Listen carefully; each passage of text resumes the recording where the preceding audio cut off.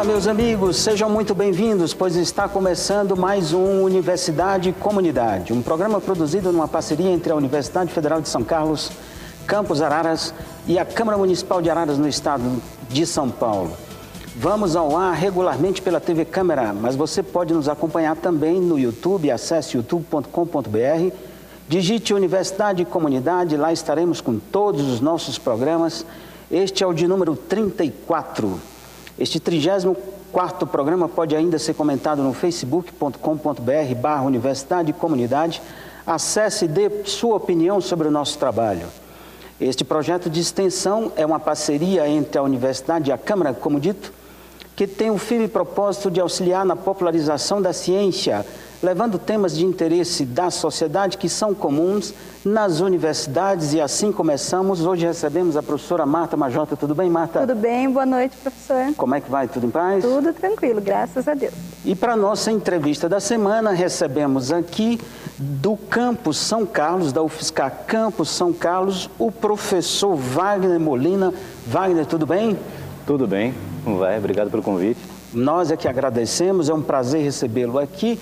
E nós começamos essa semana uma série de 4 programas onde traremos professores da UFSCar de outros campi da instituição. Nós temos 4 campi e virão aqui professores de outros campi da UFSCar também, tá ok? Wagner, mais uma vez, muito obrigado pela tua presença e, como fazemos sempre, começamos com os nossos destaques da semana. Marta. Começamos então, Vamos lá. Bom, boa noite também, Wagner, obrigada.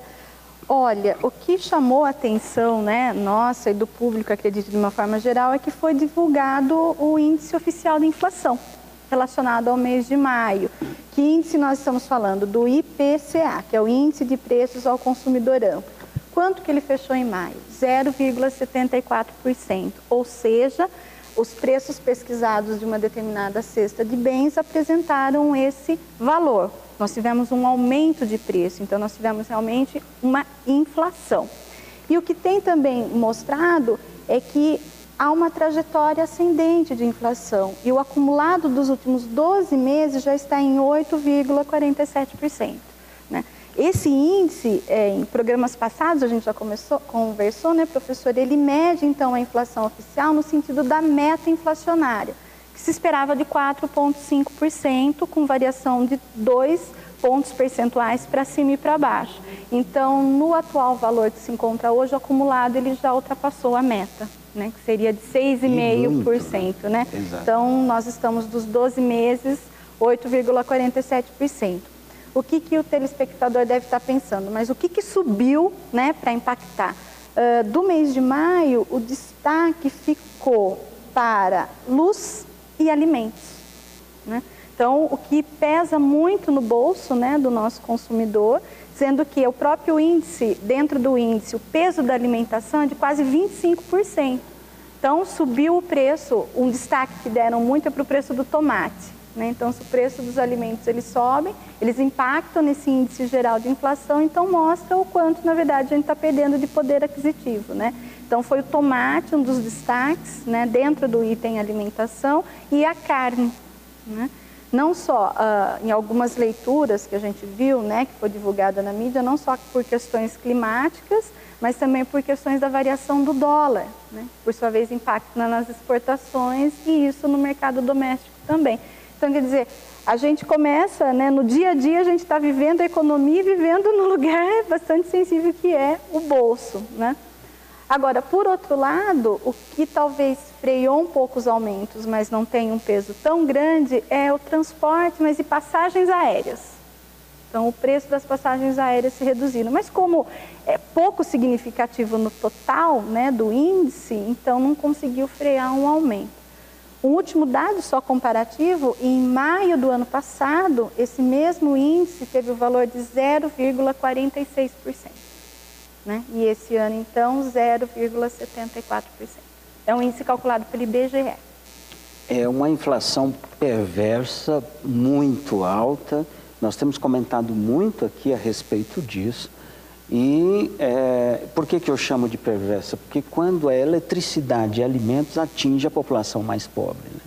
Isso para nós é algo que cabe uma reflexão para você que está em casa, muito cuidado. Esse é um ano muito complicado, um ano que nós atravessamos aí com muitas dificuldades no cenário econômico do país, tá certo? Sim, e também há algumas reflexões aí futuras, né? O que fazer para frear, né? Então, um dos remédios, vamos assim dizer, que tem sido colocado é a mudança na taxa de juros. Então, também a última mudança na Selic foi de um aumento de 0,5 ponto percentual. Ela já subiu 6 vezes esse ano. Inclusive, está em 13,75% ao ano, que chega ao mesmo valor de dezembro de 2008. Então, até que ponto essas medidas que a gente fala, né, para o público entender quando fala política monetária, né, então mexe em taxa de juros para segurar preço. Agora, outros impactos isso pode ter, né? Desculpa, pode falar. Caminha para um cenário muito negativo em que você tem acontecendo ao mesmo tempo duas coisas que costumam acontecer em períodos diferentes. Você tem uma situação de inflação, preço subindo, e de desemprego.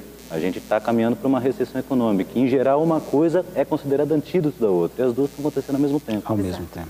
Estagna a inflação. Estagna a inflação. Que coisa. Vamos esperar que não realmente se concretize totalmente, porque é um dos piores cenários, né, que possa ter, de falta de crescimento econômico com aumento de preços, né?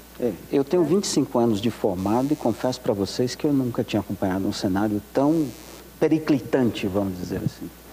Ok? Ok. Vamos para os meus destaques da semana. Eu tenho 2 destaques aqui rapidamente. O primeiro deles é a respeito do encontro do G7, que são os 7 países mais ricos do mundo, que discutiram a respeito de um compromisso a ser assumido por eles em descarbonizar as suas economias ao longo deste século, muito provavelmente até 2050.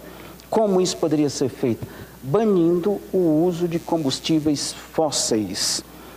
Era de se esperar que o próprio G20 também, reunido logo depois, pudesse assumir também o mesmo compromisso. Por quê? Porque o G20 atualmente responde por 80% dos gases de efeito estufa e existe um dilema entre os países mais ricos e os pobres. Os pobres, aqueles menos desenvolvidos, entendem que os países ricos deveriam assumir um compromisso maior porque usufruíram no decorrer dos últimos séculos, das últimas décadas, a respeito desse processo, enquanto que os países pobres ou os países em desenvolvimento estão alavancando ainda as suas economias e poderiam sofrer fortes, drásticas restrições se tivesse que fazer uma redução significativa da emissão de gases. Isso é um dilema. Mas o fato é que esses países, à medida que se comprometeram, a gente se pergunta, é viável?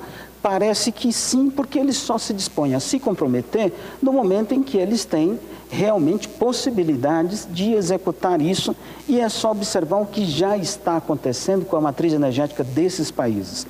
A Inglaterra anunciou durante o evento que 22%, repito, 22% da energia produzida no mês de abril naquele país foi de origem de energia solar, né? Uma nova matriz energética que nós já comentamos várias vezes nesse programa. Vamos comentar, aliás, teremos um programa específico sobre isso aqui nos próximos meses. A Espanha, 55% da energia produzida ali já é de fontes alternativas. A Dinamarca, mais que 50%, e a Alemanha, 1/3 da energia já é produzida como energia alternativa, ou seja, tudo indica que caminhamos para dias melhores nesse tema num futuro próximo. Alguém gostaria de comentar? Abre um espaço daí para o Brasil também, né? Em claro. Repensar a sua matriz energética, claro. né? Não só em termos de biomassa, mas em termos de energia eólica, né? Energia hidrelétrica, né? Talvez eólica pouco explorada, né? E também a questão da bioenergia, né? Energia solar também. A energia solar, então acho que isso abre um espaço, no fundo, para tantos países mais desenvolvidos repensarem as suas políticas de desenvolvimento, mas em desenvolvimento do seu potencial. Claro. Né, do seu potencial de inserir nessa economia global que hoje acordou para essa questão, né? Claro. Demorou um pouco, né? Demorou. E lembrar que os Estados Unidos foram um dos principais vilões em relação ao não cumprimento do protocolo de Kyoto, né? Que foi uma tentativa anterior de redução dos gases que fazem efeito estufa e dizem, segundo as más línguas, que tem muito a ver com aquele governo Bush, que era comprometido com a indústria petrolífera, etc. e tal. Exato. Se os Estados Unidos assinou, vamos ver o que vai acontecer. Só corroborando com o que você está falando, eu fiquei surpreso quando vi o resultado. Eu não esperava que, de fato, fosse produzir um acordo, vamos dizer assim, tão positivo nesse momento. Muito bem. E o meu segundo destaque da semana, não poderia deixar de ser, é o pacote lançado pelo governo de investimentos previstos na ordem de 198,4 bilhões de reais para concessões, ou seja, o governo abriu o olho e resolveu privatizar, um pacote de privatizações vai ser lançado, aliás, foi lançado essa semana. Aliás, desculpa, não é privatização, me desculpa, é concessão, porque sabe qual a diferença para mim, modestamente, humildemente, entre concessão e privatização? Nada, rigorosamente nada. Simplesmente o governo entendeu que agora há uma necessidade de entregar isso para a iniciativa privada, tendo em vista que ele não teve condição de fazer nos últimos anos. Esse pacote prevê a aplicação de aproximadamente 23 bilhões por ano, ou que responderia por 0,4% do PIB por ano. Ou seja, o que dizem os especialistas é um pacote mais realista do ponto de vista de concessão de portos, aeroportos e ferrovias. É um pacote que tem mais o pé no chão e os empresários sinalizaram positivamente. E a única coisa que foi dito, uma das coisas que foi dita é o seguinte: veio tarde, já veio tarde, precisava ter sido feito antes até do que o que foi feito. Corrigiram erros do passado, mas tem alguns delírios lá também, como uma ferrovia bioceânica, é isso, que ligaria o Pacífico ao Atlântico, passando pelo Peru, na ordem de 40 bilhões de reais, e ela não tem nem projeto ainda. E alguns outros projetos foram requentados de um passado recente, da última concessão, que praticamente não deu certo, que aconteceu em 2012. Mas vamos torcer para que esse plano dê certo, e também existe nele a perspectiva de privatização de aeroportos regionais. Esses aeroportos regionais, na ordem de 6 ficam aqui no estado de São Paulo, e um deles fica aqui na nossa querida Araras. Inclusive já existe uma certa movimentação no que tange a privatização desse aeroporto, que seria muito interessante para a cidade, e eu particularmente estou muito animado com isso. Eu moro lá perto do aeroporto, de repente eu vou fazer agora Paris a Araras non-stop. Quem sabe um dia nós chegaremos nessa condição. Sendo que a primeira parte do trecho eu posso fazer até a pé, porque a minha casa fica muito perto do aeroporto. Quem sabe, não? Vamos torcer. E como diz o Joaquim Levy, ministro da Fazenda, vamos esperar que tenha aderência com a realidade esse pacote que foi lançado. E que não seja, conforme eu já disse, apenas e tão somente algumas atitudes delirantes, como aconteceu, por exemplo, com a ferrovia, o trem-bala. Muita gente lembrou da história do trem-bala, que, se vocês que estão em casa não sabiam, o trem-bala ainda hoje emprega, numa empresa pública, ele nem saiu do papel, 168 pessoas. Gasta por volta de R$500 mil por mês só no aluguel de um prédio para tocar essa estrutura pública que cuidaria do trem-bala, e isso está lá apenas gastando. Alguém gostaria de comentar? Eu acho que é importante ressaltar que a gente tem que ter o olhar para o setor de logística, né? Claro. E esperar porque a questão logística ela tem sido apontada como um dos gargalos para a distribuição dos nossos produtos, né? Principalmente dos produtos agroindustriais, do que nós somos muito bem em produzir. Mas aí distribuir é onde nós temos muita perda na distribuição. Então, quem sabe, tendo esse olhar de investimento, né, de concessões, você tem que resolver um pouco esse gargalo, né? E aí você reduz custos de comercialização e, quem sabe, chega até o consumidor, né? Essa questão de uma redução. Melhora na infraestrutura logística, diminui os custos de distribuição e comercialização, e que isso chegue até até nós, né? Lembrando que o assunto agora há pouco foi a inflação, e muita gente diz que uma das explicações possíveis para que os preços estejam subindo, apesar da economia não estar acelerada, é a questão logística. Os custos de transporte no Brasil estavam muito elevados e isso está se revelando em preços mais altos para o consumidor. Uma inflação de oferta, né? Uma inflação de oferta. Isso é clássico, né? Você não tem estrutura, vai impactar diretamente na inflação. Muito bem. Podemos seguir? Podemos, temos muitos assuntos se bobear, né? Vamos lá, senão ficaríamos aqui. Por conta disso que o papo está muito bom. Vamos para a nossa entrevista da semana. Hoje nós temos o prazer de receber aqui o Wagner de Souza Leite Molina. Wagner, você é de onde? Eu sou do Campo São Carlos. Mas você nasceu aonde? Eu nasci num município pequeno chamado Cafelândia.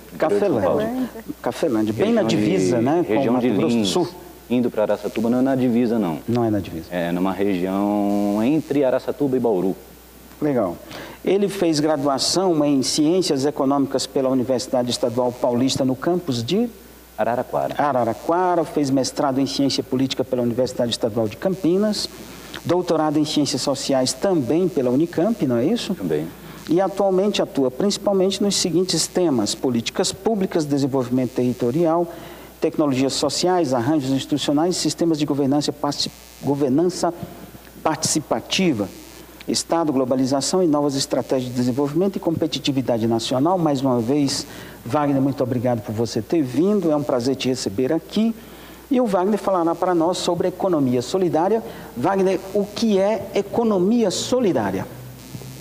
Posso dizer o seguinte: a economia solidária é um outro jeito de se pensar e de se praticar a economia.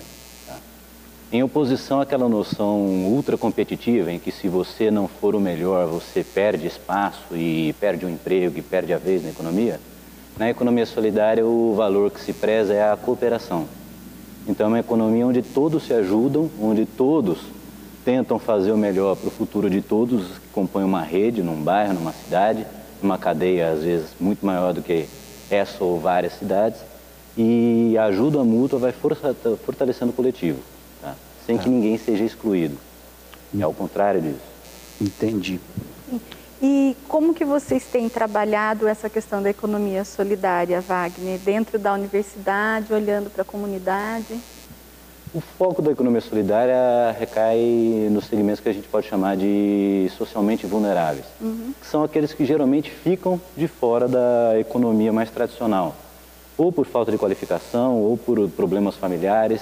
Esses segmentos, em geral, eles dependem muito de políticas assistenciais e a economia solidária tenta fazer algo a mais por eles, que é apoiar a auto-organização deles para que eles possam, a partir de suas próprias ideias e de seus próprios conhecimentos, montar empreendimentos nos quais eles desenvolvem autonomia, se autogerenciando e conseguindo sobreviver e, para além disso, viver muito bem, obrigado, sem depender de ninguém. E esse suporte, não sei, professor, posso só engatilhar aqui? E esse suporte que vocês pensam, como que é feito com a interface com a universidade, né? Existe um núcleo dentro da universidade, como que é feito esse trabalho? Existe um núcleo chamado NUME-EcoSol, que é o Núcleo Multidisciplinar Integrado de Formação, Estudos, Intervenção e Economia Solidária. A nossa piada interna diz que quem decorar o nome do núcleo já ganha uma vaga nele. Tá valendo, né? Você atualmente é o coordenador, né? Eu sou coordenador desse Sim. núcleo. Tá? E uma das atividades do núcleo é a incubadora de empreendimentos econômicos solidários. Esses empreendimentos são aqueles que precisam de apoio para começarem a dar os primeiros passos. Às vezes falta para os interessados em desenvolver um empreendimento noções básicas sobre contabilidade. Antes disso, é fundamental para que um empreendimento seja efetivamente econômico solidário, noções relacionadas à cooperação interna, democracia interna. Não adianta você ter um empreendimento que reproduza aquela loja em que você tem um líder e outros que só o seguem. Você tem que gerar autonomia para todos. Todos têm que entender o que estão fazendo, têm que controlar o próprio trabalho, têm que vender o próprio produto para que aquilo seja autonomia de fato, coletivamente construída. Legal. Para as pessoas que estão em casa, vamos ver se a gente consegue. Eu tenho duas perguntas. A primeira delas é quando e onde surgiu, né, historicamente, que você falasse um pouco desse processo para nós.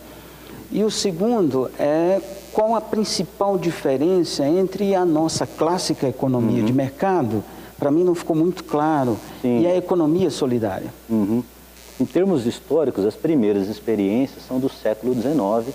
Se fala muito dos pioneiros de Rochdale, tá? Cada um fala de um rei, Rochdale, que eram trabalhadores que resolveram assumir as rédeas de seu destino e montaram uma cooperativa, tá? Que durante algum tempo deu certo, mas plantou uma semente que floresceu.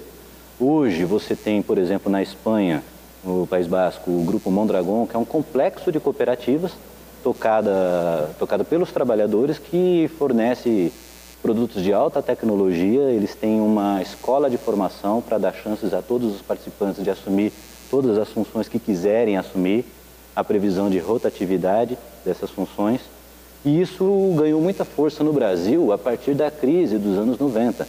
Então, uma época de abertura econômica que gerou impacto nas nossas indústrias e em outros setores. Muita gente perdeu o emprego, houve uma ampliação muito grande da marginalidade social, pessoas foram excluídas da economia, essa economia tradicional, e como alternativa ganhou muita visibilidade naquela época a economia solidária. A partir, por exemplo, de empresas falidas que foram ocupadas pelos próprios trabalhadores, que começaram a tocar para frente aquela empresa. Mas para isso eles tinham que aprender a administrar o negócio, e administrar de uma forma diferente, uma forma em que todos participavam das decisões e entendiam para onde ia o empreendimento, onde que ia a empresa. É uma forma mais democrática, mais segura de administrar um negócio. Compartilhada? Compartilhada, você não tem informações guardadas nas mãos de poucos. Só que isso requer um exercício cotidiano. Apesar de ser brilhante, de ser muito empolgante, é difícil de praticar. Você leva um tempo de aprendizado muito grande. E o que a gente se propõe a fazer é apoiar quem se interessa por esse tipo de coisa. O fato de haver interesse já é meio caminho andado. Entendi. É um estímulo ao empreendedorismo, né? De certa forma, eu estilo o empreendedorismo. Com a diferença de que esse empreendedorismo leva em consideração que ninguém se dá bem sozinho. Sim. Tá? Eu tenho que fazer todo o meu entorno, inclusive o bairro, se dar bem junto comigo e tocar o maior número de pessoas possíveis para que aquilo se transforme numa onda positiva. Achei interessante quando você fala, né, então, o bairro, né, poder compartilhar esse, em termos de empreendedorismo social, acho que a gente pode falar, né? Como que a gente poderia exemplificar, né? Que tipo de atividade, por exemplo, uma pessoa que perdeu o emprego, vamos supor, né, como você colocou aí nessa crise, ela se lançou para que tipo de atividades, né? O que nós estamos falando? Por exemplo, nós já apoiamos lá em São Carlos cooperativas de limpeza. Atualmente existe uma cooperativa de recicladores de lixo, existem cooperativas de artesanato, tá? Que oferem renda vendendo, gerindo o seu próprio artesanato e ganhando mercados. E nesse ganhar mercados que a coisa começa a funcionar diferente. Para além do apoio aos empreendimentos, você organiza feiras em que produtores autônomos e cooperativas vão fazer conhecer seus produtos e vão trocar informações, e você acaba auxiliando o desenvolvimento de redes de cooperação entre empreendimentos que podem se complementar ou que estão no mesmo ramo. E daí volta a palavra cooperação. Um empreendimento olha para outro empreendimento nunca como um concorrente, mas como um parceiro com o qual eu posso trocar informações, desenvolver tecnologia e somar forças para ganhar mercado. Eu lembro de um exemplo há algum tempo de trabalhadores rurais que criavam tilápia. E uma pergunta que o aluno fez foi essa: mas e se todo mundo começar a criar tilápia, você não vai perder espaço no mercado? Que é aquela lógica da economia tradicional. Ele falou muito pelo contrário. Às vezes eu deixo de vender para um supermercado que queria comprar sei lá quantos quilos, justamente porque eu não tenho parceiro. E ele falou uma frase, era bem uma frase nordestina de onde eu estava na época: quanto mais cabra, mais cabrito. Quanto mais gente participando, mais forte a gente fica. Então é mais ou menos essa a lógica da economia solidária. A união faz a força. Entendi. No que você fala, eu sou um sujeito tecnicista, então vamos para alguns caminhos, assim, porque uma das leis de mercado é competitividade, né? Quer dizer, no mercado tradicional, convencional. Eu queria que você me falasse um pouco mais sobre isso, né? Muito na direção do que você já acabou de explicar, porque o mercado tradicional, normalmente quando se monta um negócio, existe o segredo, inclusive, ligado àquilo. O que diferenciaria muito claramente, muito classicamente, a economia solidária da da economia tradicional, né? Não se importe se você tiver que repisar temas para que as pessoas em casa entendam melhor a respeito do que nós estamos falando. Tem duas diferenças básicas, que são fundamentais. Primeira diferença, um empreendimento econômico solidário é um empreendimento onde todos são proprietários de suas ferramentas de trabalho. Então não tem aquela divisão, eu sou dono do galpão, eu sou dono da ferramenta, eu alugo o trabalho de vocês e quando vem um vento ruim na economia, como o período que a gente atravessa atualmente, eu que sou proprietário do galpão das ferramentas posso dispensar vocês, tá? E resguardo o empreendimento só para mim. Quando não existe um proprietário dos meios de produção, das ferramentas, diferente de quem trabalha, quando todo mundo usa as mesmas ferramentas e não há essa distinção entre capital e trabalho, deixa de ser possível e deixa de ser necessário essa figura de vamos colocar alguém para fora porque os tempos estão ruins. Se os tempos estão ruins, a gente tem que inventar um jeito de sobreviver, é daí que isso propicia a tecnologia. É uma tecnologia diferente, construída por quem produz, a partir de observações do método produtivo do trabalho, das dificuldades cotidianas de quem produz. E no que essa tecnologia surge e começa a ser aprimorada, os beneficiários são os que estão trabalhando e que desenvolveram essa tecnologia. Ela é utilizada para todos. Essa é a diferença fundamental. É socializado. Tudo é socializado. Entendi. Eu acho que a busca final também dessa produção não é exclusivamente o lucro. Não sei se seria muito... Nem cabe a palavra lucro. Exato, porque todo momento é compartilhado o que se recebe daquele empreendimento, né? E reinvestido no próprio negócio, né? Com certeza. Sim, acho que isso talvez seja também uma das diferenças, né? Você tem uma lógica de trabalho e o objetivo do negócio ele é diferente, é de manter a pessoa no seu trabalho. E é efetivamente a concretização daquela ideia de estamos todos no mesmo barco. Esse discurso, que é um discurso muito comum nas empresas mais modernas, e somos todos uma família, estamos no mesmo barco, encontra seus limites quando, diante de uma crise, surge aquela verdade de que estamos no mesmo barco até que alguém precisa ser mandado embora. Quando a onda vem de acordo mesmo, para sacudir o barco, alguém cai fora. Se virar, daí vira isso com aponta todo a limitação, mundo. né? E na economia solidária, não. Estamos todos no mesmo barco, sim. E se os tempos estão ruins, se a gente não está conseguindo expandir nossas vendas, nosso empreendimento, etc. e tal, todo mundo dá uma apertadinha no cinto, mas todo mundo merece ficar. Todo mundo faz parte do mesmo barco de verdade. Então é uma diferença fundamental nisso aí. E Wagner, uma coisa que você tocou, achei interessante, que é não só ensinar, né, a gerenciar o próprio negócio, mas a comercializar os produtos desses empreendimentos, né? Hoje existem locais ou momentos que se comercializam os produtos que advêm dos grupos de economia solidária? Isso é parte do nosso trabalho também. Muita gente associa a incubadora de cooperativas, de iniciativas econômicas solidárias, como algo que está concentrado em auxiliar o empreendimento. Mas existem outras ações que a gente chama de fomento, por exemplo, a criação de feiras municipais no centro da cidade, tá?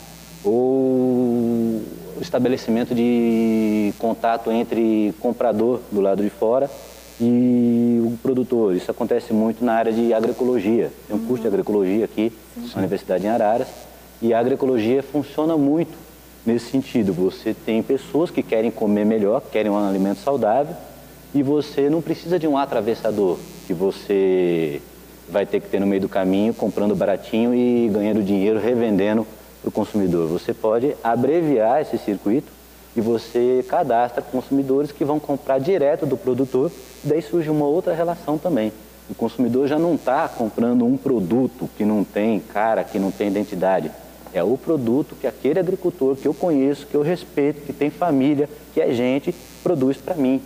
Então, é um valor agregado diferenciado nesse produto, né? Muito é o valor da produção. E hoje tem alguns pontos que você possa citar para nós, para os telespectadores que já existam aqui na região, em que vendam produtos da economia solidária?